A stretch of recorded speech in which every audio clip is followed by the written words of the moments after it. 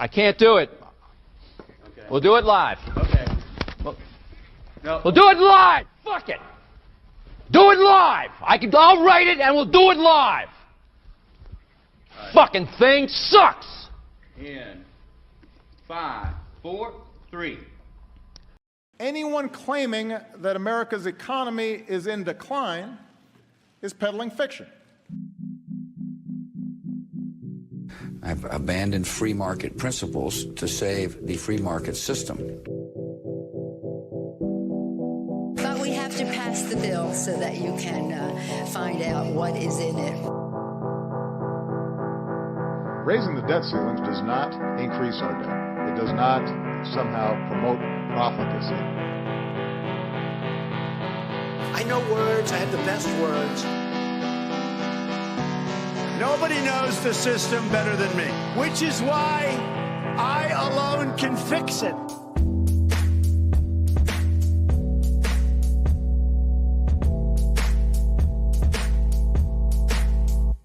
What's up, everybody? Happy Friday, and welcome back to the Peddling Fiction Podcast. I am your host, the voice and soul of so-called fiction, Johnny Profita.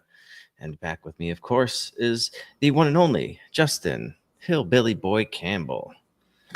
What's the update from Hillbilly Land over there? Did we talk about me digging out my entire backyard and to run a new drainage pipe for our septic system? No, that sounds disgusting. Yeah, pretty horrible. Whenever we get done with this, I will be going with the wife to get all of the pipes that are going to replace all of that, and also we're going to get a little wood chipper because she wants to start doing her own mulch, and we have plenty of limbs and stuff for that. So is that what you're going to be doing with it? That's the plan anyway. That's her plan. I don't know. It's going to be pretty small. I feel like if I'm going to be feeding maps through it, I'm going to have to do some like extra work ahead of time because it's a relatively small wood chipper. So there's no way to go like feet first. I'd have to like individual body parts. But anyway, that's the plan for this evening. Oh, that sounds like a fun Friday. No. Oh, man. Dude, it was the craziest. All right. So this is some like straight up hillbilly engineering gone wrong out here.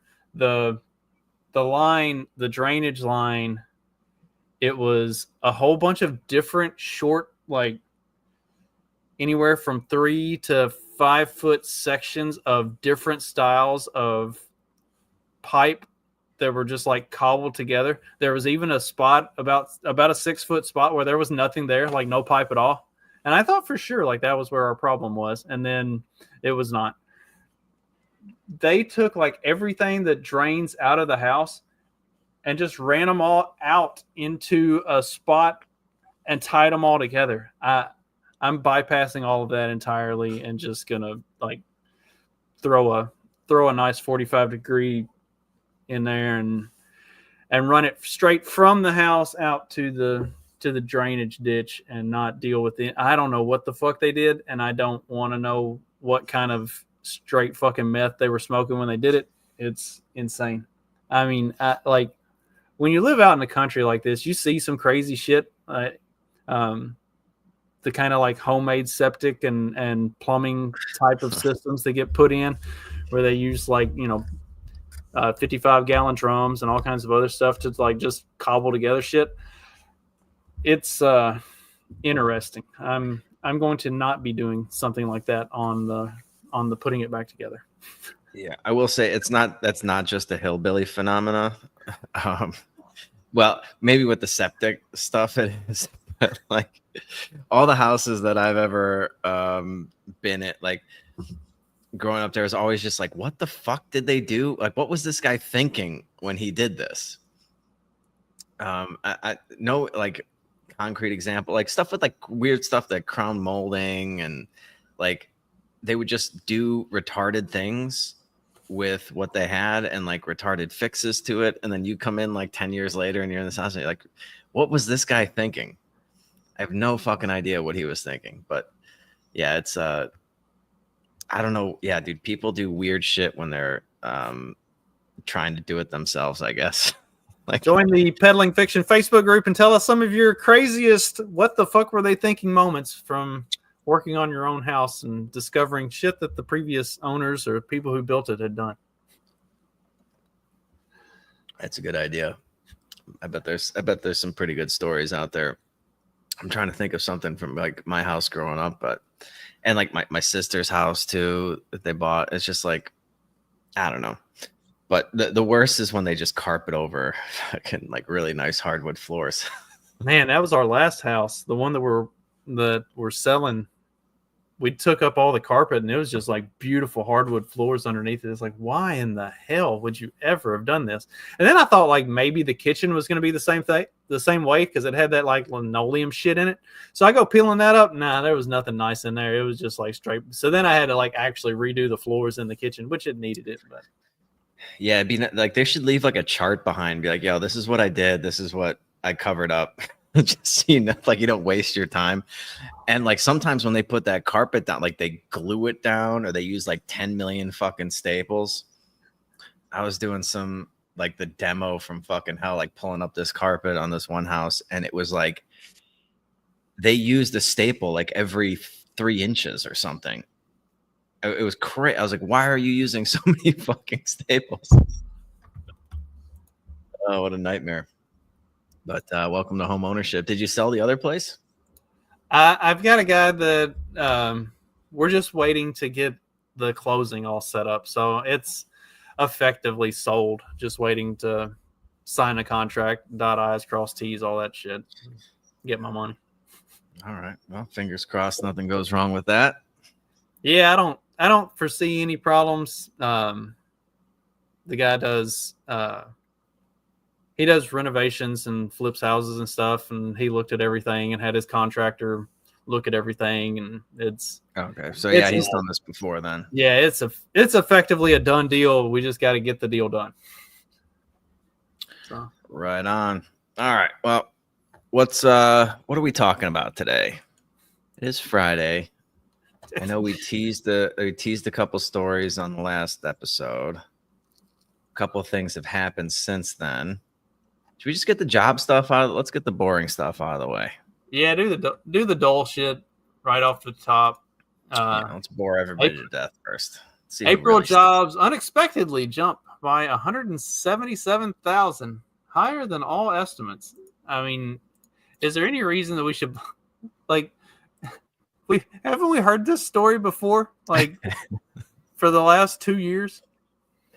Yeah. But well, it's been going on a lot longer than 2 years. But what's funny about this one is like that's like a really shitty number, 177. They were expecting, I think, like 138 or 128. It was 138.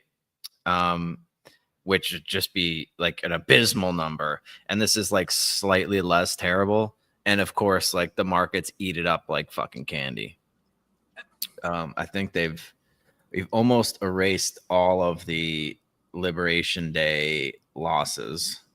Yeah, it's almost back even with where it was on. Yeah, the NASDAQ's back above 20,000. The Dow's at 41.3. S&P is almost 5,700. So like, Johnny, I was told by the Doomer Boomers that they would never be able to retire. That it would be years and years before this would ever recover. That we were doomed. We were doomed. Yeah, well, you know what's reassuring is that the buy the fucking dip, it just still works. It never fucking fails. I am still kind of anticipating another leg down here. I think this might just be like a little overzealous bear market correction, but I mean, it just keeps going up. And on top, like this jobs number was apparently really good news for people, even though like these are, again, dude, nothing has changed since the Biden numbers would come out. These are like part-time jobs. These are people taking on second or third jobs.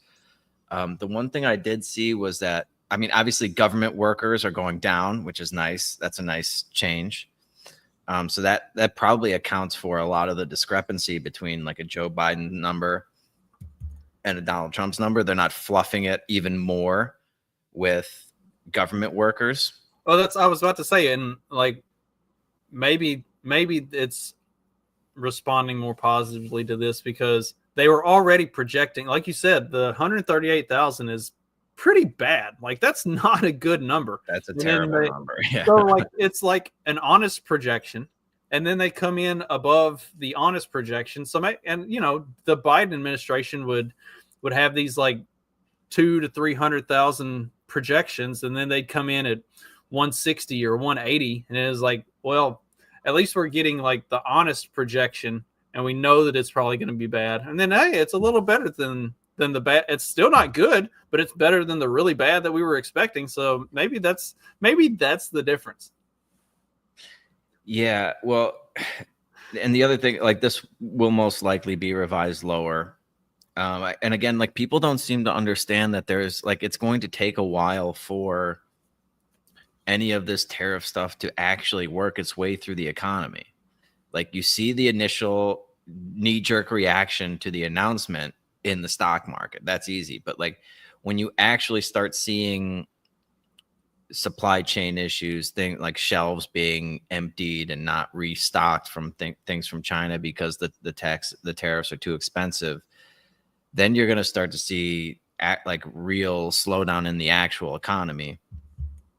Although one of the things that had the market rallying today was that China's talking about, hey, you know, we're open to discussions or something. But China already backed off. China already backed off on some of the tariffs with the, I think it was some electronics stuff and maybe the plane engines or something like that. Like there have been 3 or 4 pretty big things that China has already backed off on their tariffs on. So like they're coming to the table on some things and have expressed an openness to coming to the table on others as well. So we've talked about all this before too. You know, it's Trump's art of the deal shit. Like, yeah, it creates market volatility, and yeah, it creates tension, and other countries make threats, and he doubles down, and it's a lot of bluster and pomp and circumstance, and then cooler heads prevail, and everybody's like, all right, maybe we should like actually try to get along and figure out what the fuck we're doing here. Yeah, the Wall Street Journal was reporting that Xi Jinping, his security czar, has been open to talks with the Trump administration about the fentanyl issues coming from China.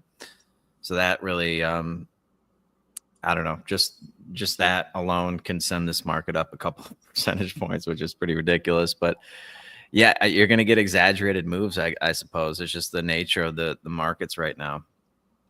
But these, I don't see any really bright spots in a lot of these job numbers, except that government employment is going down, which is fantastic. Just not as much as we would like it, but still better than nothing. And then, the other thing is that I think a lot of, like for the first time in a while, there were more native-born people getting jobs than foreign-born people. I forget the exact number, but it might have been, I don't know exactly what the numbers were, but it was like a negative print for foreign-born. So like those numbers were going down, and then the native-born people were actually gaining jobs. Native-born is up 1.042 million, while foreign-born was down 410,000. Okay, so that's a big flip-flop as well. Because those have literally for the last 5 years been trending in the opposite direction. Like, yeah, and as all the foreign-born people were coming the other way, like they were all coming here and taking jobs, and now they're getting shipped out. Maybe that's a good segue into the next topic. We're deporting U.S. citizens now. Did you? Yes, babies, cancer babies, 2-year-olds, 4-year-olds, little puppies. Let's get them all out of here. All of them. They're all gone. The president deported a 4-year-old American citizen with cancer, stage 4 cancer. Took him away from his American citizen father and his American cancer treatment. People just wanted cheap eggs. And now you're deporting kids with cancer. We are so far off course from where the American people wanted this administration to go. This might be the most comical lineup that the Democrats could put together fucking ever. You've got, for those who are just listening, on the left, we've got Hank Johnson, the same Hank Johnson who once suggested that Guam might capsize. Yeah, I'm surprised that I'm worried about that table. I don't know. A lot of people sitting at that table. You've got Eric Swalwell, who, what was the chick's Fang Fang or whatever, the Chinese spy that he was banging? Mm-hmm. And then Ted Lieu on the right. I don't think I've ever seen or heard Ted Lieu say anything that made even a half a lick of fucking sense. So, and I guarantee you that during Trump's address to Congress, when a kid that actually had survived cancer, was it brain cancer? Yeah, brain cancer. Brain cancer was not. It was like one of the few times where it like wasn't even a political stunt that the politicians use. They're like, oh yeah, here's a person in the crowd, and like here's how my policy ties to it. This was just like a feel-good story. Little kid survives brain cancer. Stand up, give him a round of applause, and they're like, no, not for us. We're not interested in that. But deport them, and oh boy, what a tragedy. Now, what's the real fucking story? What actually happened? On the headline, that's a misleading headline. Okay, 3 U.S. citizens, ages 4, 7, and 2, were not deported. Their mothers, who are legally in this country, were deported. The children went with their mothers. If those children are U.S. citizens, they can come back into the United States if there's their father or someone here who wants to assume them. But ultimately, who was deported was their mothers who were here illegally. The children just went with their mothers. But it wasn't like you guys make it sound like ICE agents kicked down the door and grabbed the 2-year-old and threw him on an airplane. That's misleading. Yeah. That's just not true.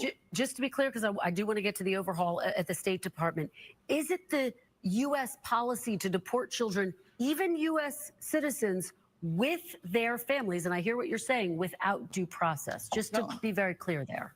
Well, no. Again, if someone's in this country unlawfully, illegally, that person gets deported. If that person is with a 2-year-old child or has a 2-year-old child and says, I want to take my child with me, well, then what? You have 2 choices. You can say, yes, of course you can take your child, whether they're a citizen or not, because it's your child. Or you can say, yes, you can go, but your child must stay behind. And then your headlines would read, U.S. holding hostage 2-year-old, 4-year-old, 7-year-old while mother deported. So the parents make that choice. I imagine those 3 U.S. citizen children have fathers here in the United States. Yeah. They can stay with their father. That's up to their family to decide where the children go. Children go with their parents. Parents decide where their children go. Right. The U.S. deported their mothers who were illegally in America. Yeah, so I find myself rarely agreeing with Marco Rubio. I just typed in, Trump deports parents without their kid, and this story comes up. Woman in Florida deported to Cuba says she was forced to leave her baby daughter behind. 17-month-old, health problems and breastfeeding, couldn't go with her mother. So it's like, yeah, you can't do it right. You're separating them from their children, or you're not, and you're deporting 2-year-olds. We're just gonna forget the fact that the mother asked to be deported with her kid. And again, this whole due process thing is such bullshit, dude. You're not necessarily entitled to like a hearing every time you're deporting somebody. You're not due that. So you can still be awarded proper due process, even though you're not getting like a hearing in front of a judge or a hearing with a jury of your peers or anything like that. You're not necessarily entitled to that. There's like an expedited way for them to do it. If you've been here for like less than 2 years or something like that, I forget exactly what the cutoff is. They can just be like, yeah, we did. The due process is like what they did is them deporting you. You don't necessarily get a hearing. Well, and okay. If the fathers are American citizens, why aren't the kids staying with the fathers? I mean, we call that anchor baby, And Trump did away with that. He had an executive order that said no more of the birthright citizenship with the anchor baby. That got challenged by 3 courts. The Supreme Court has agreed to hear the 3 challenges together as one hearing to make a final determination. But in doing so, the Supreme Court also declined to stay the executive order. So that shit's still in effect, even though it's being challenged by the courts. Until it actually gets to the Supreme Court and gets ruled on, it's still in effect. So tough shit. There ain't no birthright citizenship. Get the fuck out. Yeah, we have talked about that before. I don't like how you can do whatever the fuck you want until they challenge it.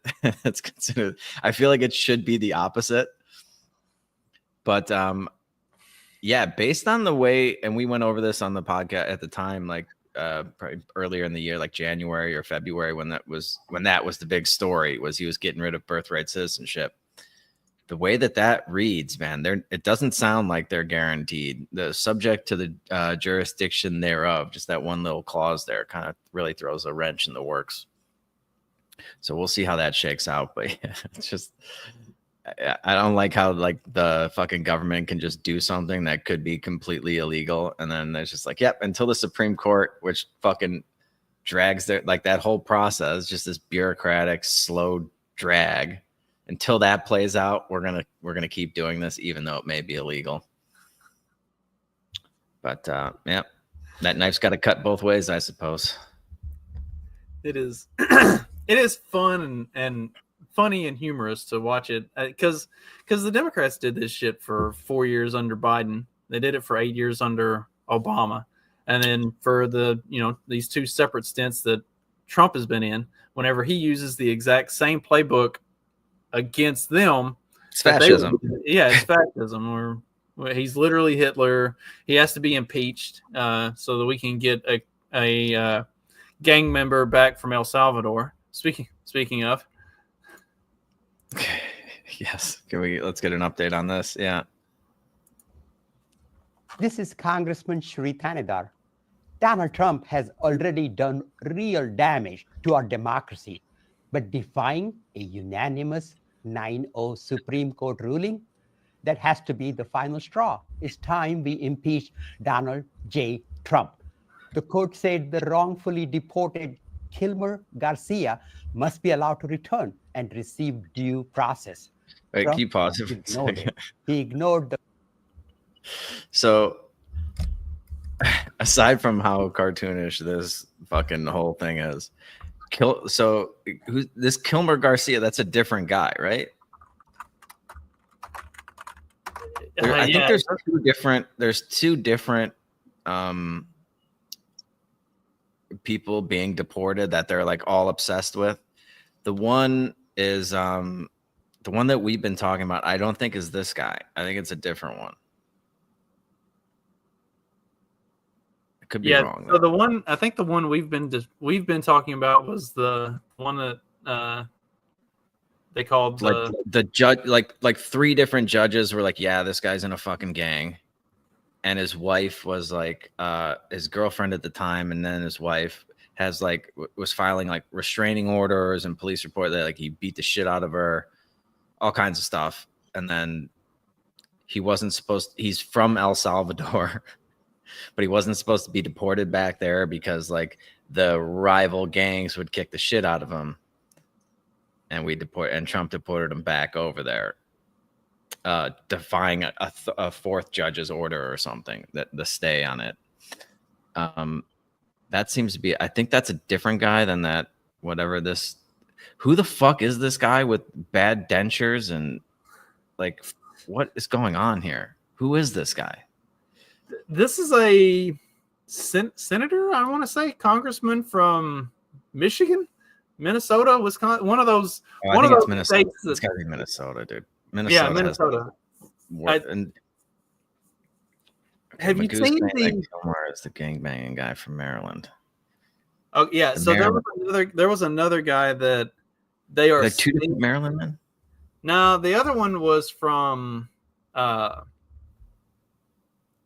Arizona or New Mexico, one of the border states. The guy that was a U.S. citizen that they're claiming got deported, but he never actually got deported, they took him into custody, and then they figured out that he was the wrong guy after they got his papers and everything and showed, hey, like I'm legitimately a born in the U.S.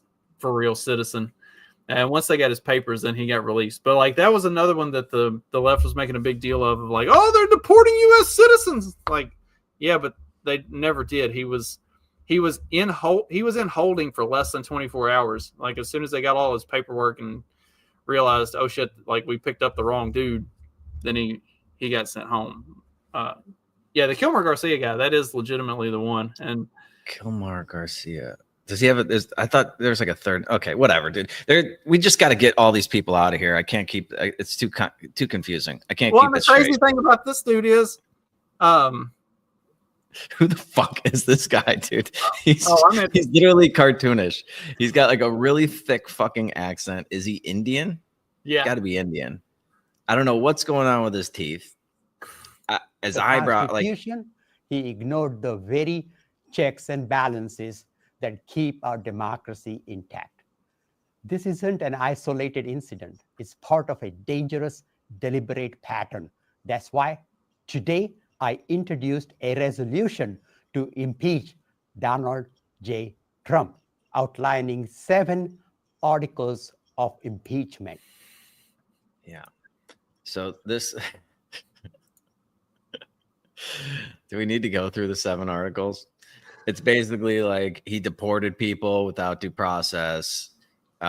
He defied, like he's stealing Congress's power of the purse by shutting down agencies or something, and not giving them their funding. What were the other ones? I don't know. That I just talk about the wrong. Oh, does he towards the end? I don't know if I can listen to him. Can we just pull up? Does he have him written down somewhere? I don't know. I'd have to look.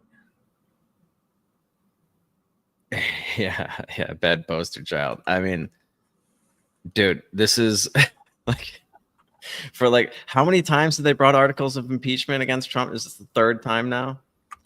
And he's not even like he's basically 100 days in, and it's like already again we've been harping on this like, yo, dude, just wait a little bit until something really bad actually happens, because maybe he's got some decent points toward the end, but there's abuse of the executive power or whatever, executive authority. That was another one that he talked about, where it's like, yeah, I agree that, but like literally every fucking every president in my lifetime has abused executive power.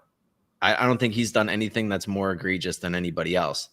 And like, okay, yeah, he's deporting people without due process, except that they are getting their due process for the most part. And then you just think back to like 2 presidents before him, and you had Barack Obama drone bombing U.S. citizens without due process. So like, I know like being sent to El Salvador and having to go to prison is not ideal, but like just being blown up on the spot, maybe more of an impeachable offense. I don't know. What do you think, Justin? Deporting or murdering? Okay, here they are. Defied the Supreme Court's 9-0 court ruling. I don't know which one that was. Was that to bring back the people? Yeah. Bring back Kilmer Garcia. Dismantling federal agencies. That's not an impeachable offense. Imposing damaging tariffs, not an impeachable offense. Stupid, not an impeachable offense. Violating First Amendment rights. That's like where they were like rounding up the pro-Palestine people or something. Is that what that wasn't there like a Palestine guy? Yeah, there were some pro-Palestine rallies that were happening on college campuses that were being done by students or by people who were here. They were being done by foreigners who were here on student visas. And so they basically just said, all right, if you're disrupting the peace on a college campus, then we're canceling your student visa and we're deporting your ass back to wherever the fuck you came from. They claim that Trump is going to deport U.S. citizens for criticizing him. I read a whole fucking article from Axios, detailing how Trump was going to go about doing this. It hasn't happened, and most of it looked like complete and total they have taken TDS to a new level. Like the derangement and the psychosis behind their fear of Donald Trump becoming some like world-ending dictator, it's fucking insane. Like there should for real be a mental illness for TDS. Like it should be diagnosed. I'm surprised he hasn't signed that into law. Like that should have been on day one of his executive orders. Like anybody that disagrees with me suffers from TDS. If I worked for like Trump, I would just find like the Mother Jones and the Axios and the Atlantic articles of all the things that they think that he's going to do, and then take them to him and be like, just make a proposal. Be like, here, read this. This is what we need to do. Like, roll it out next week. Don't even wait. Like, make all of their nightmares come true. Yeah, and then creating an unlawful office. That's Doge, which was already there. It already existed. He just kind of repurposed it. And I don't think there's anything against that. Here. What's that? I said Corey is 100% correct here. I'm pretty sure illegals aren't availed the same rights to due process as citizens. Correct. Yes. And it's still like what they get is still considered due process. It's just not the exact same due process as a citizen. So just the fact, like, because they're not getting all the bells and whistles that Justin would get if he were arrested, doesn't mean that they aren't afforded due process. It's just a different type of due process. So yeah, people are like, they just don't understand anything, and nobody really looks into it. They just think that every single illegal immigrant before they get deported gets to go in front of a judge and like plead their case or something. It's just like, yeah, no, that's not due process in that scenario. The creation of a unlawful office, that's Doge. Apparently that's, yeah. If you try to cut any government spending, it's an impeachable offense. Dismissing criminal cases of donors. I don't know what he's referring to there. Everybody does that. And yeah, I don't know what he's referring to there either. And so like people that donated his campaign, they're under investigation. He's just like case dismissed. Every fucking president in the history of presidents has done that. Yeah. Right. I mean, like, again, dude, there's just nothing. There's nothing that would, warrant like actually impeaching him based on what you allow any other fucking president get away with. I'm sorry, dude. This is just absolutely ridiculous. And then having some fucking Punjabi dude that can't fucking really speak, can barely speak English. Nobody knows who the fuck he is. Bringing these charges against him is just like, dude, Trump's going to deport that guy. They saw how popular the Democrats saw how popular Vivek was during the run up to Trump's election. They're like, we gotta find our Democrat Vivek. And it's like, this dude's an Indian. Just roll him out there. That'll work. Yeah, that is literally like the Made in America versus the Chinese knockoff. That is like the Chinese knockoff version that breaks after 2 uses. His teeth are falling out of his fucking head. He's got weird fucking like his painted eyebrows. Like, what the fuck is going on with that guy? He might be in the middle of transitioning. I need a picture of him and Trump like side by side, because that hair, they got the same toupee maker. So, and then the other thing that Donald Trump is doing that they want, well, I don't know if this is part of his impeachment thing or not, is that he's threatening to take away the tax exempt status of Harvard. Can you pull up that? Did I send you that article? Yeah.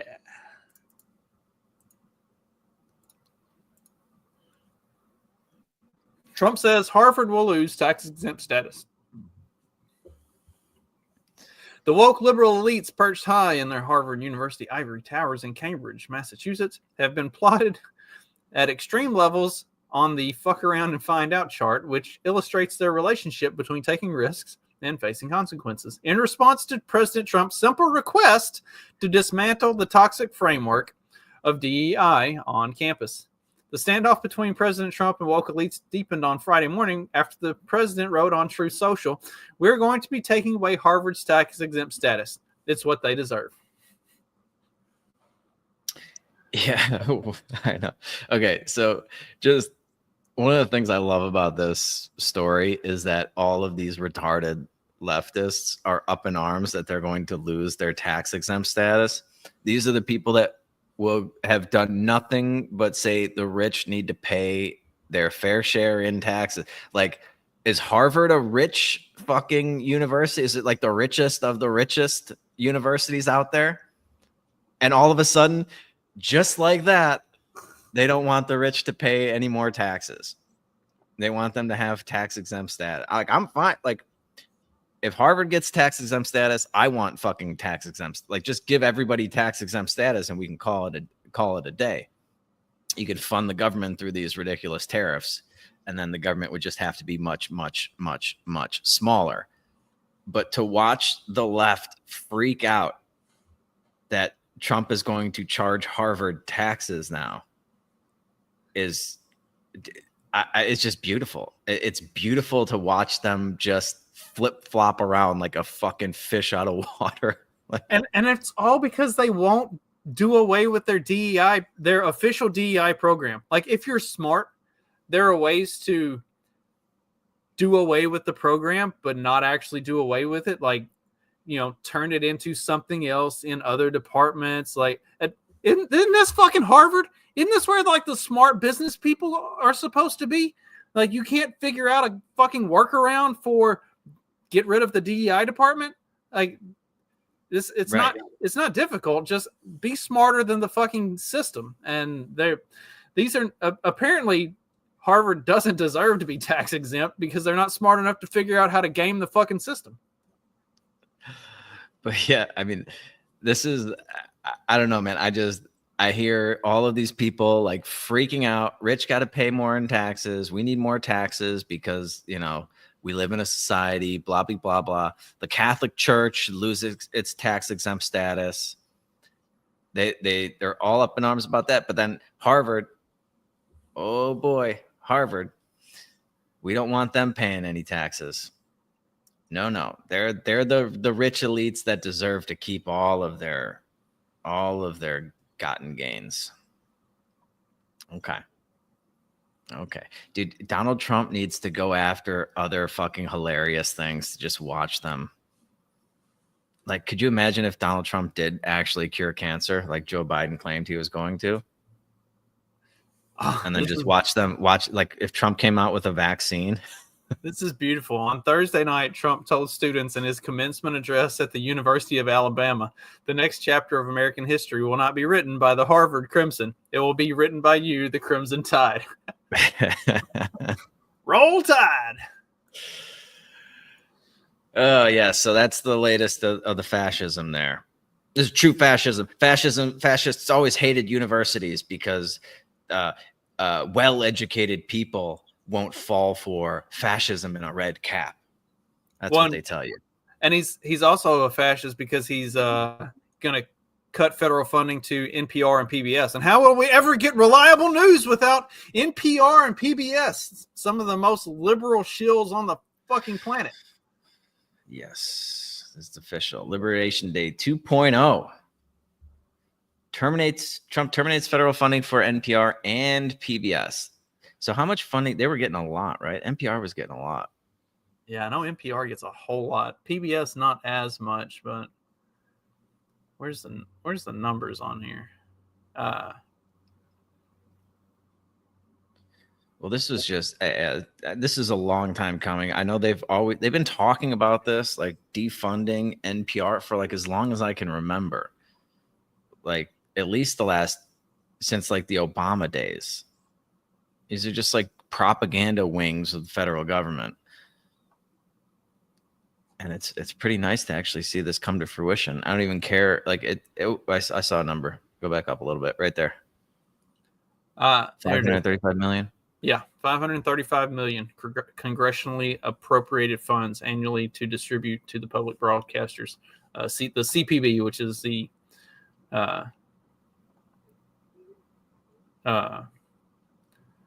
Corporation for Public Broadcasting, which is NPR and PBS.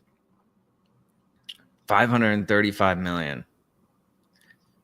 So yeah, dude, that's just a ton of money for what they're doing. Not a ton of money for the federal government, but like to run some fucking left-wing rag radio station. Well, and, you know, this is they're eliminating this after how much money was it that the federal government was putting into Politico to keep like Politico afloat? Oh god, they were buying like the super duper subscriptions for like $15,000 a month or something. Like, Yeah, like some crazy. Yeah, it was like a year. a couple hundred million a year that was going to NP or to Politico. Yeah, it was crazy. Yeah, and it's no wonder that all of those news outlets were just absolute garbage the entire time. Absolute fucking garbage. And if you like the garbage that NPR and PBS and Politico are putting out there, put your money where your mouth is. Go fund. Like, I love, like we talked about this before with when it came to like the Tesla stuff and what else were the like Planned Parenthood. Like, people will get rid of their, like, sell their Teslas and buy another car from a company that they support. Why don't you just, all of these rich fucking celebrities, they love NPR. They love Planned Parenthood. They've got tons of money. Why don't they put a couple of, like, come on, you're telling me you can't get 535 million? I mean, if you're actually doing it in the private sector, I'm guessing you could probably do it with half of that amount. The exact same product with half of that is probably I'm sure you could do it with 25%, knowing how the government just fucking burns money. But let's say half of that, you know, a couple hundred million. You can't get a couple hundred million from fucking Hollywood and all these fucking rich billionaires to fund your fucking broadcasting. Why not? You got like a couple hundred grand for that kid that stabbed another kid. It's just like, right? This shouldn't be that hard. Shouldn't be that hard, but it should not be the business of the government to be funding radio stations and broadcast. Like, they should not be in this business at all, regardless of who's in power. It just happens to be that, you know, Donald Trump was always at the, you know, the ass end of all of their broadcasting. So he's just happens to be on the right side of this one. And it's working out in everyone's favor. But yeah, dude, we don't need the government funding propaganda with your tax dollars. The less of that's going on, the better.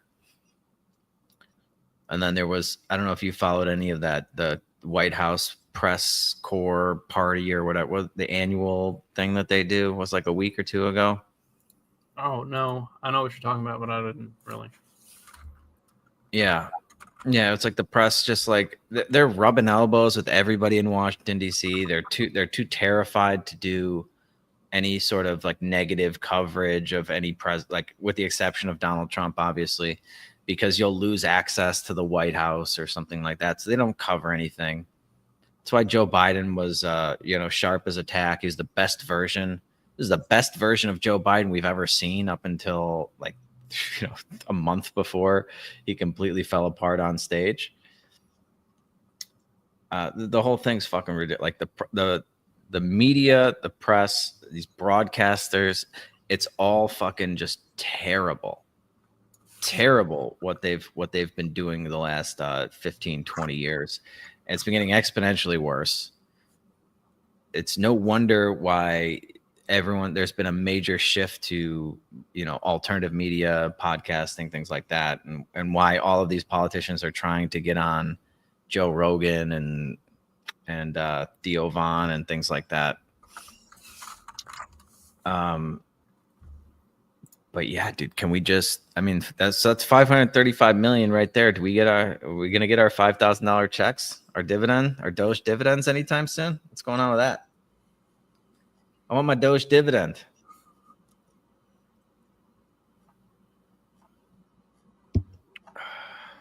What are you looking up over there? I was trying to find more on the White House Correspondents' Dinner that happened, but I'm not really. Yeah, I didn't follow it that much. I know that they gave an award for like the best photo of the year in 2024. Did you see that? So, if I were to ask you what was the biggest photo of 2024, what would come to mind? Or would anything come to mind? I mean, it's got to be Trump on the stage, after getting shot in the ear. You would think so. You would think so. I mean, that's the most iconic photo possibly ever. Like right after an assassination attempt, gets shot in the ear, stands up, fist pumping, American flag flying overhead. But no. The one that won the award was a picture of Joe Biden like standing under like a painting of Abraham Lincoln or something. It's like ludicrous, absolutely ludicrous. See if you can find that one. It just goes to show you like what kind of fucking hacks these people are. That you would come up with that as the photo of the year. Just run of the mill photo that there's probably 1,000 of these every fucking year. There it is. That's the photo of the year. Joe Biden shuffling away from the fucking microphone. I'm gonna say, can we get like a better angle of this picture where we can see that there's nobody in the room with him, or the other angle that shows that he's actually not walking in the right direction and he's going somewhere he's not supposed to be? Can we get like 2 minutes before this when you see him literally shit his pants? Like, can we get some extra framing and context for this? And this is their photo of the year instead of that one right there. The obvious. Right. I mean, it's ridiculous, dude. If you want to have any semblance of credibility, this has to be your photo of the year. It just has to be. How could it not be? How could that get beaten out by Joe Biden just walking away from a microphone? It was like, oh, Joe Biden did a press conference. I mean, that is pretty amazing if he actually did a press conference. There's only maybe a handful of those that he did in 4 years. And they weren't even really press conferences most of the time. There you go. There's a better higher def picture than the one. I mean, come on, dude. It's not even a fucking contest. And it just goes to show you how fucking out to lunch the media is, dude. It's absolutely ridiculous. And then some guy got an award for his coverage of Joe Biden's mental decline. Dude, like, he was up there like patting himself on the back. He wrote about it like, after like literally like after everything had fallen apart already. And then he was like, some of us, we kind of missed this story leading up to it. And like, we kind of need to admit that we made mistakes and we missed this because, if we want to have credibility, we have to admit when we made a mistake or something. And it's like, dude, you didn't fucking miss anything. You were actively not trying not to cover this story. And you didn't admit that you made a mistake ever. Like, you waited until after he dropped out and you could see the mental decline on his face every time they brought him out on a stage after he dropped out. And even then you're like, well, maybe, just maybe he's not quite up to snuff. Yeah. Once there's no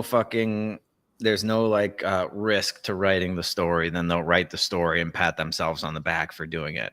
And he won some fucking award. That was what Pierce Morgan's coverage of the event. He said like this was basically just a big like pat on the back for missing everything over the course of the last 4 years. Yeah. They're fucking laughable, dude. It's absolutely laughable. And what was there was one other thing that I wanted to talk about with that, but it's eluding me now. But yeah, I mean, we were covering Joe Biden's mental decline before the 2020 election. Like, it was obvious then. And it's like, what's this going to look like? Oh yeah, it reminded me of when Jon Stewart came out 3 years later or something and was making fun of the COVID narrative that, it originated in a Wuhan lab. And it's like, yeah, where were you like 2 years ago making fun? Like now anybody can make fun of it. But where were your fucking balls at the height of this fucking thing in 2020 when they were like, no, it originated from like food markets and people eating bats? I actually think there may be a better picture of the year than even Trump popping back up on the stage after getting shot. Okay. Is Trump working the drive-through window at McDonald's? Just crushing it, employee of the year. There were so many iconic photos from 2024, and they picked just a random ass picture of Joe Biden like walking away from a podium. I don't know. Maybe I don't know how the award works. Does it have to be like a picture from inside the White House or something because it's the White House Correspondents' Dinner or whatever? Right. Does it have to be like a professionally taken framed picture and like? Well, the one at the assassination was, dude. That was like a real. That guy's like well known for a lot of his pictures. So, and he took that while he was like being shot at. Basically, it's just like. I think that's a little better of a picture. Better picture, better story. Like, what's the story behind the most iconic picture of 2024 if it's Joe Biden walking away from the podium? Joe Biden managed to get through a speech without fucking completely embarrassing himself. It's right. just, I don't know, dude. The whole thing's ridiculous. The whole fucking thing is ridiculous. All these people should be just thrown into the dustbin of history. Oh god, dude, Elon Musk being a nerd on stage. Yeah. But it's just, yeah, dude, the press is just, they're just god awful. And they've seemed to have forgotten that they're supposed to be, well, they only remember that they're supposed to be critical of government when Donald Trump's in power. When anybody else is, when Joe Biden, when Barack Obama's in power, there are no scandal. Remember, Obama had the first scandalous president, 8 years of no scandals, Justin. Not a single scandal. Definitely didn't. Well, okay. I mean, he wore a brown suit or something. That was the biggest scandal. Definitely didn't drone strike a kid at an American citizen at a wedding or anything. Or actually, I think it might have been 4. Like, more altogether, than, I think more he than killed one. 4. I think he killed 4 Americans with drones without due process. Yeah, I mean, Trump just deported somebody. Like, not even a U.S. citizen, just deported somebody, and that's like he sent an El Salvadorian back to El Salvador. Crazy. Let's impeach him. Let's impeach him. I mean, come on, dude. How many people do you think?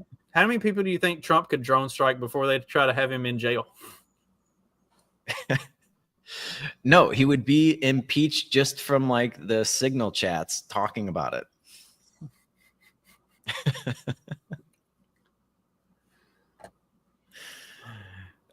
It's absolutely like, just wait for him to do something that's actually bad, and they can't do it. Like, that guy couldn't wait more than 100 days to impeach him. Couldn't wait, because everything he's doing is just so egregious, and just the constitutional crisis and our democracy and yada yada. They lost all credibility a long time ago, and it's just, they're not even trying to get any of it back. This is just they're playing the worst fucking hand ever in this game, and it just keeps getting worse. They just keep doubling down on failed tactics. It's, I mean, dude, if the stock market just stays up like this, like they just keep pumping fucking money into it, maybe they get another rate cut here, and you go into the fucking midterms with the stock market at all-time highs, I don't know, man. These midterms might look pretty bad for fucking Democrats. I know they're trying to make it sound like the midterms are going to be a bloodbath for Republicans, and they usually are for whoever is in power. But you've just been making a fucking fool of yourself for the last. I talked about it the other day. Like there's an article from USA Today that shows polling of Trump supporters. So, the 78 million people who voted for Donald Trump, 2% are unhappy with what the Trump administration is doing so far. So the resounding majority of them, the other 98%, are either happy or very happy with what Trump is doing. Like he's delivering on what they voted for the most part. And, right. Well, that's the thing. Like the left just doesn't. They're so out of touch with the average Trump voter that they thought it was like the biggest own ever to be like, "Is this what you voted for?" And almost all of them were like, "Yep, that's exactly what." I mean, he campaigned on all this stuff. What did he campaign on? A wall and tariffs and deportations and mass deportations, building a wall and tariffs to stick it to China. And it's like exactly what he's doing. It's exactly what he's doing. So yes, this is what they voted for. I mean, I've never seen like a group that's just so out of touch and so unwilling to just kind of take a step back and reevaluate things you would think after you lose in a landslide, but instead they just went into denial as to whether or not it technically qualified as a landslide, or like just take the loss, take a step back and be like, okay, we're way off sides on this. Like what are we getting wrong here? But no, there's no self-reflection or anything. He's a Nazi fascist. Now he's fascist. He's a fascist Nazi supporter, blah, blah, blah, blah. And also Elon Musk, and everything he does is fascism. Just because, he attacks the universities just like the fascists. He drinks water just like the fascists. Well, I remember the CNN data guy that like dude's just straight up a statistics nerd. He nothing political about the guy. He was just going through the raw numbers. It's been about a month ago now, so things fluctuate. But he was just going through like the raw numbers at the time that they were like, "Oh, Trump is less popular now than he was at any point in his first term." And then the CNN data guy's like, actually, he's like way more popular than he was at any point in his first term, and way more popular than Joe Biden was at any point during his presidency. Like just going through the raw numbers and showing all the stats and stuff. That guy ended up not staying with CNN for more than I think 2 or 3 weeks after that. He was gone. Yeah, you're not supposed to point that out. Don't confuse CNN with the facts. Yeah, don't say that shit.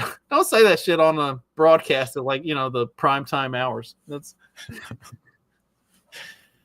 Oh man, yeah, it's gonna be interesting to see how this plays out over the next couple of years, because I think we're teetering on the brink of economic collapse. I don't know how long he can kind of keep this held together.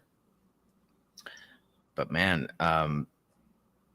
just kind of churning along as is right now. I mean, they have no attacks again. There's just like gas. They keep talking about, oh, he lied about the gas prices. I see that a lot because he was like, gas is at $1.98, and they're like, nowhere in the country can you find it for $1.98, and the average is like $3 or something. And it's like, yeah, okay. I think what he was quoting was like the wholesale price of gas, not after you factor in all the state and local taxes and the fucking ethanol shit. Well, then they were all upset about the price of eggs, and then the only reason that the price of eggs was going up was because of the action of the USDA under the guidance of the Biden administration during the last 4 months of 2024, when they murdered millions upon millions upon millions of chickens, like more chickens than I think. So this happens every 2 to 4 years or so, usually around an election time.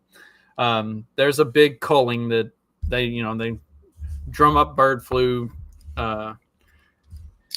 hysteria, and there's a big culling. And my buddy Dag and some others who are in the industry have theories on why that is, and there's some farmer conspiracy theories around why they actually do that, and it's not necessarily out of the question. I could be pretty easily convinced that it's legitimately some sort of a plot to turn over the bird population and force farmers to have to refresh their flocks and stuff like that. But that this one was one of the biggest ever, if not the biggest ever. And when that many birds get killed off, then the number of eggs is going to go down. And if anybody, obviously it's asking a lot to expect Democrats to understand the concept of supply and demand. But when the supply goes down like that and the demand stays relatively flat, then the price is going to go up. That's like, I know that doesn't fit into the Keynesian model, but that's how the actual, the real world works. Yeah. And so like I said, anything can kind of set this off. Inflation could take off at any given moment. We could have another major drop in the stock market or something like that. They could, if he doesn't get rate cuts that he needs to kind of keep the cheap money party going, that could weigh heavily against the administration. But like, man, if it just kind of keeps churning along like this, I don't see a very bad midterm for the Republicans. Like, there's just, I don't know. It would take like some sort of major scandal, but like they make every little minor thing out to be a major scandal, so that by the time something actually pops off, I guess maybe like war with Iran or something, but like anything short of that, it's just like, yeah, okay, but you were saying the same thing about, XYZ a couple of months ago, and it was nothing. And it was fucking nothing. It's like, yeah, they accidentally texted a journalist. Okay. Like, fire everybody. Yeah, okay. Like, I don't know, man. It's just, it's kind of exhausting to watch them operate like this, but at the same time, it's like, yo, dude, they're never going to be in power again if they keep this up. Like, they have no, that much became very, very obvious in the like 2 or 3 weeks following the election. It was like, there was all of this data out there with the voting class, why they voted for Trump, why they didn't vote for Kamala, everything right there in front of you. And the Democrats just decided that everybody was racist. Like, everybody was racist. Nobody wanted the country to progress. Everything was fascist. Like, they showed that they learned, with all of the data right there in front of them, they learned literally nothing. Like, yeah, it's great. It's the Principal Skinner fucking meme, just like over and over and over again. Am I out of touch? No. It's the kids who are wrong. Like, it truly is amazing to watch them just double, triple, quadruple down on something. Like, it hasn't worked in 10 years. This line of attack hasn't worked. The only reason you didn't lose back-to-back elections in 2020 was because of all the fucking shenanigans that went on. One, like, I know I've talked about it before. I was watching the NBC coverage the night of the election, and shit, now I can't remember the guy's name, but like one of the guys that was on NBC, after they called Pennsylvania, and that basically meant Trump won. Like, there's no ifs, ands, or buts about it. There was no avenue for Kamala Harris to win. They're all like like everybody on the stage is bemoaning how terrible this is, what a condemnation of America this is. Everybody's racist, everybody's fascist, everything is horrible. Blah, blah, blah, blah, blah. Not ready for a black woman to be president. All this bullshit. And he just straight up goes, we turned black and Hispanic people into voting blocks instead of treating them like working class Americans. He said, we have done this. We created this problem. And now these are the results of us creating this problem by not acknowledging human beings as being human beings, but turning them into voting blocks. And that dude got fired like as the first round of NBC cuts that came after the election. That dude was on the chopping block. Like, you cannot say that, you can't say, like, tell the truth on the network and expect to be like retained. That is a no-no. You cannot acknowledge that, hey, maybe we fucked up. Yeah, no, wouldn't want to do that, would we? That might actually build some credibility with your network, but they've learned, the corporate press has learned absolutely nothing. The Democratic Party has learned absolutely nothing. And it's just like, they don't have any, I mean, any viable candidates at the moment. I know they're like trying to float out AOC. Yeah, you got this chick. Go ahead and roll this. Are just idiots. I really, I'm at the point where it's become really hard to have an intellectual debate with any of these people, because the level of stupidity that they are displaying every single day is frankly embarrassing, not just in Congress, but as Americans. And the fact that these people are allowed to say just the most ridiculous things tells you that the dumbing of the United States has arrived, because how else do we get a Trump presidency again? Okay, wait. Right up until those last couple of words, I was in complete agreement with Ilhan Omar. I mean, how often do we talk about the dumbing down of America and how retarded everybody is? And then she's right on point, and then she concludes, and how else would we have gotten Donald Trump elected again if everybody wasn't so retarded? And then, do you have the whole post, or did I just send you that video? She here's where she tells a journalist to fuck off. Yeah. Yeah, because I really like this dynamic. Congresswoman Omar, I'm Miles Morrell with the Daily Caller News Foundation. Do you think more of your Democratic colleagues should be traveling to El Salvador to advocate on behalf of Rodrigo Garcia? I think you should fuck off. Yeah, I'm sorry, what, Congresswoman? Fuck off. Who should? You. Why me? We're not taking any questions right now, but here you go. Yeah, thanks. Congresswoman. So, yeah, she tells him to fuck off. And then on like a Twitter post, she stands by. She's like, yeah, I said what I said. Fuck off.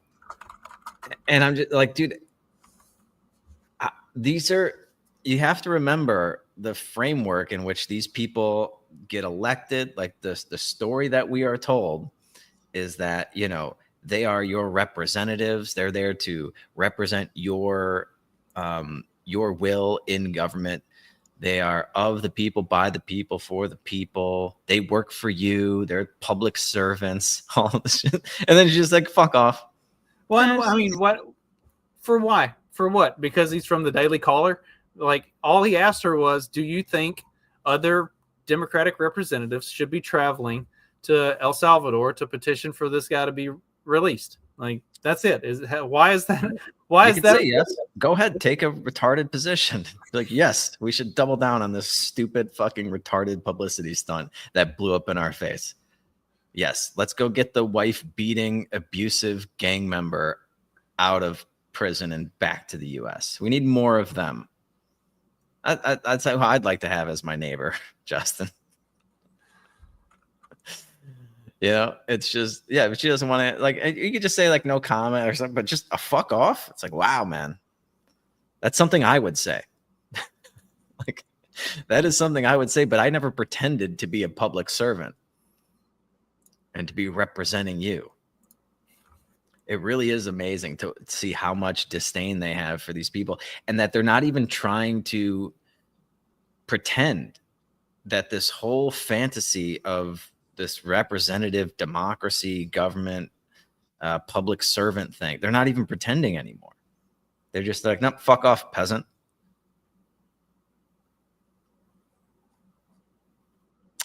I don't know what else to say other than, they don't, that's, she's a major figure on the left. They've got AOC, who looks like she's ramping up for a presidential run, which, I mean, there is nothing I want more in the world than JD Vance versus AOC. That would be the biggest intellectual ass whooping every time they step foot on a stage together, of like ever.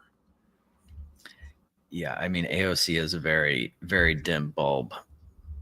But, if things do go really bad, she's going to have the story, Donald Trump, deregulation, capitalism wrecked this whole fucking thing. Everything was perfect, and we just need more communism story behind there. So there could be a lot of energy, a lot of very willing, openly willing, useful idiots that message is going to resonate with.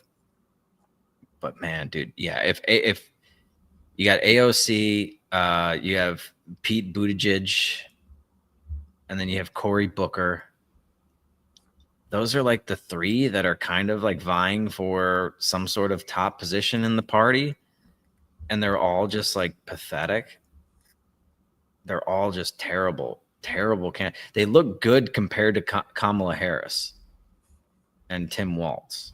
But that's it. Like, you have to put them up against the worst ticket in history for them to look moderately appealing. And then if you just keep like freaking out over like turning every little minor paper cut issue of the Trump presidency in the first 100 days.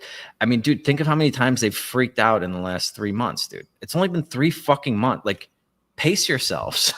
Like, we've already got articles of impeachment. We've already freaked out about once a week. There's like a national freak out on how there's a constitutional crisis and fascism is sweeping the nation. Every single week, there's like a new story about that. And it's just like, you're going to be exhausted by the time the midterms come about in what, 2 years, a year and a half? Year and a half from now, you're telling me you can maintain this level of outrage? I don't see it.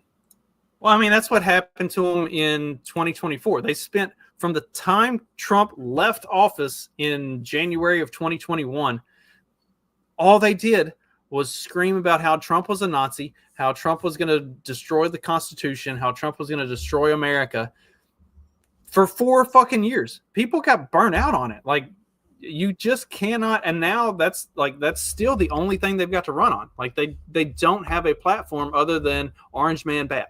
And it's, yeah. Well, and then when nothing actually that bad happens, it's tough to make that case, which is why, like, we'll see what happens over the next year and a half or so. I think there's a good chance that things go south pretty quickly, in my humble opinion. But like I said, I've only been saying that for the last 15 years. Like, what's another year and a half of kicking this can down the road? It's entirely plausible. I don't know. But one thing, I don't know if I might not have sent this to you. I don't know if I did. But things are turning around in Chicago. I got to give credit where credit is due. I don't think I sent you this, did I? Sure. I think it's this one. Yeah. Oh, no, you didn't send me that. Wow. Yeah, I saw this morning. This month's 19 murders were the fewest of any April since 1962 in Chicago. So Chicago finished the past month with the fewest murders. So far this year, the lowest January through April tally since 2014. So I take back everything I said about Chicago. It's no longer a shithole. Brandon Johnson's doing an amazing job. And everything's going to be copacetic over there, I'm sure. But I don't know what that has, like, it's interesting that this January through April, what's been happening in Chicago since January, Justin? They've been deporting a bunch of illegal gang members, or no? I don't know. Yeah, I'm pretty sure Pritzker said that Illinois would not cooperate with ICE in deportations, and then every sheriff and police chief in the entire state said, yeah, we're actually going to go ahead and do that. Sorry. So they start shipping these people out. The murder rate plummets to 2014 levels, and now they're going to take credit for it. Crazy. I mean, I don't know what else to say. It's there was, I think I did send you one thing about Chicago, right? Yeah, is that long? Is the last thing I sent you, that editorial? They're going to impose another tax on people. Oh yeah, a tax for working. Like you already have an income tax. That's the tax for working. What's a working tax? I don't know, dude. It's like are they just like sitting in a room, be like, let's see how many more taxes we can impose on these fucking lemmings before they actually rise up? Who's still living under these? They're not going to close the budget deficit, which is close to $2 billion by 2026, right? Was that the number? 1.9 billion or something? That they're not going to get close to closing that, but they're going to keep raising taxes on you. It really is amazing to watch them just continue the exact same thing, like more of the same. Rape, just keep raping and pillaging the good tax-paying citizens of Chicago and allow the actual rape and pillaging to go unpunished. Seems like a great way to run a city. But down in April, lowest since 1962. If I didn't know any better, I'd say they were messing with the way they record statistics, but I don't know enough about it. What? They never do that. No, it's not like they stopped reporting statistics to the FBI or anything. But yeah, we'll see. I mean, good for Chicago if they can keep those murders down. 19 in the month. It's pretty good. Must have been a really cold April. I know the weather was kind of all over the place. We'll see if maybe they'll double down. They got to pump those numbers up. We got to get twice as many murders in for May, so we can average that out. I wonder, do they have like it's like the Federal Reserve targeting a certain murder rate. It's like, we were a little under 2% last month. We need to be over 2% this month so that we average out just the right number of murders. All right, we're kind of way over time here. We got anything else? Just the Michelle Obama thing. If I have the energy to do with that right now. Nah, I think we covered everything that we have. Yeah. Just play the Michelle Obama thing. It's only 40 seconds. Fuck it.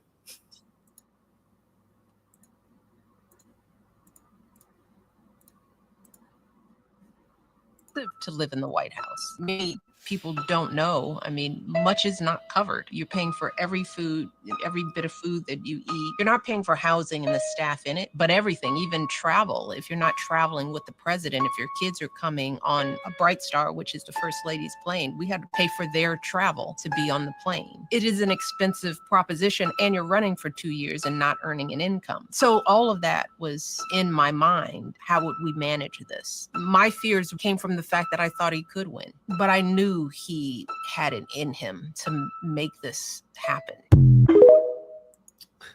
Okay. Justin, it's expensive to live in the White House. You have to pay for your own food and some of your travel. Okay. I commented on X about this.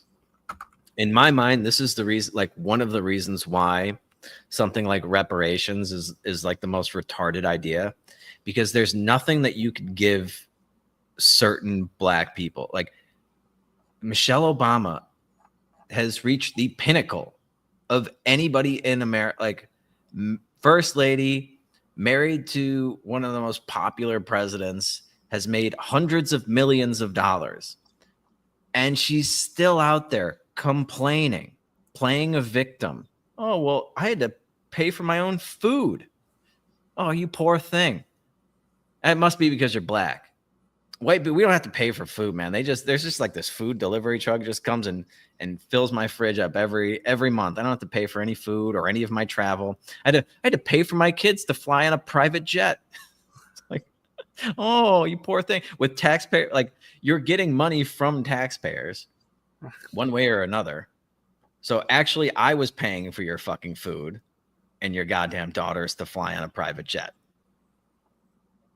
It's just there are certain people in America with no matter how good they get it, they're still going to find something to complain about. They're still going to be a fucking victim. So give them their 30 acres and a mule. If you think that's going to satiate them, look no further than Michelle Obama, who has had the world by the fucking balls for the last 10, 15 years.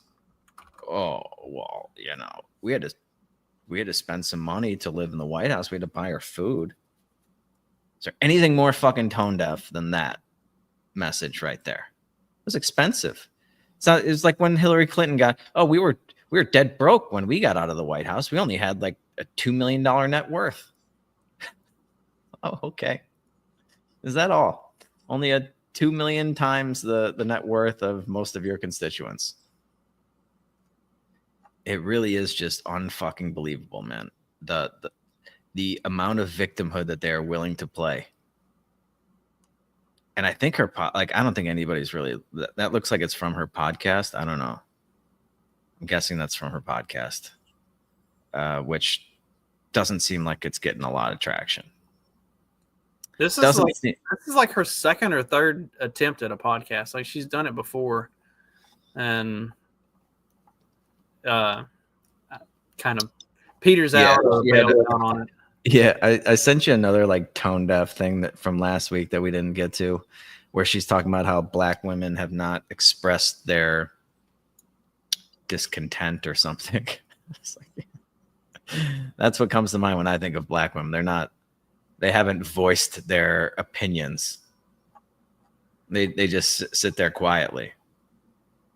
It's just the most ridiculous, tone deaf, out of touch thing. I couldn't believe, remember when she gave that speech, like, this is the first time I've ever been proud of this country or something, when Barack got elected. I was like, that was the first time, like, got reelected or some shit. Like, I forget exactly the circumstances of it, but it's like, yeah, dude, you went to like a fucking Ivy League school. You're making millions of dollars hand over fist, and just has nothing but contempt for the average American, and is still a victim in his eyes, her eyes, whatever she is, still a victim. Poor Michael Obama had to buy food in the White House and pay for their kids to fly on a private jet. But yeah, there is no satiating those types of people. So forget about reparations. Forget about it, because that's not only is it not going to be sufficient. Yes. Yeah, I forget how she said it, dude. What was we're way over time, but I know I sent it to you, but it might have been like a week or two ago. Oh yeah. As black women, we don't articulate our pain. We don't articulate as black women our pain, because it's almost like nobody ever gave us permission to do that. And does anyone care? Yeah, there's Will they care? If we knew, I think we would care. If we knew. Mm-hmm. If we knew. Or, yeah, and we have to ask ourselves, the men in our lives is, why wait to be asked? Mm-hmm. It seems like what we go through is pretty obvious. I mean, maybe we're not complaining, but we're actually living life out loud, Mm-hmm. Yeah. Because I think of black women, I've never heard them articulate any pain, any discontent. It's all just, they just sit back silently and take all the abuse from us white folk. That's what happens. Unbelievable.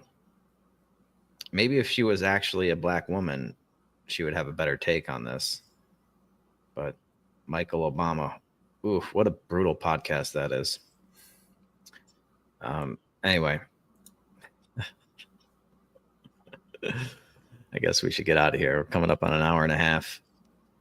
extra long Friday episode. A little bit of a makeup. I think our last one might have been a little shorter. So, are we gonna do a happy hour tonight? Game night? We're doing game night. Is that tonight? I will make a sincere effort. I've had about 45 minutes of sleep over the last. I think we both look kind of like death warmed over. I did not get much sleep. Yeah, I've had about 45 minutes of sleep over the course of the last 30 hours. So, shit. Yeah, but we got to do one. We got to do it. Let's go. We'll wrap here. It's 3:00. Oh shit! That'd be 2.5 hours from now. We do 6:30. Your time. I can do that. All right. I think. Go take a nap. I'm not gonna get to. I told you I've got to go get a fucking wood chipper and pipes for fixing. Yeah, I gotta go. I gotta go to my other place and pack up the rest of my shit. Moving out officially tomorrow. We need Jim and Jay to show up. They can carry the happy hour for us. Yeah, Magoo always shows up about 45 minutes late, lit like a fucking Roman candle. You got to be on time. 6:30 p.m. Central Standard Time.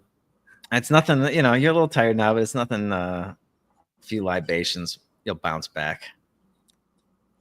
Nothing a bottle of wine can't fix for me. Although I don't think I have any wine. I got to go get some. I got a lot of shit I got to do over the next 2 hours. And napping is probably not going to be one of them. It's so beautiful out too. Haven't even gotten a beach walk in. But game nights let's do it. Let's fucking go. I think we've missed the last 2 of these, so I'm gonna rally. Justin needs to rally too. So 6:30 p.m. Central Time for that. And for the rest of you not supporting listeners, you should do so. Go to the Substack and become a supporting member of that. And you can join us for game nights or every other Friday. Sometimes we just shoot the shit. And it's a good time. It's a good time. I do enjoy it. I feel bad that we haven't made it to the last couple, but it's just been, this time of year with the holidays and shit, Easter and all kinds of things going on. It's a little tougher, but the next 5, 6, 7 months should be smooth sailing. Plenty to talk about. I'm sure more Trump impeachments and more retarded Michelle Obama takes on things. So stay tuned for that. And until Tuesday, you guys know what to do. Just keep on peddling that so-called fiction. Peace.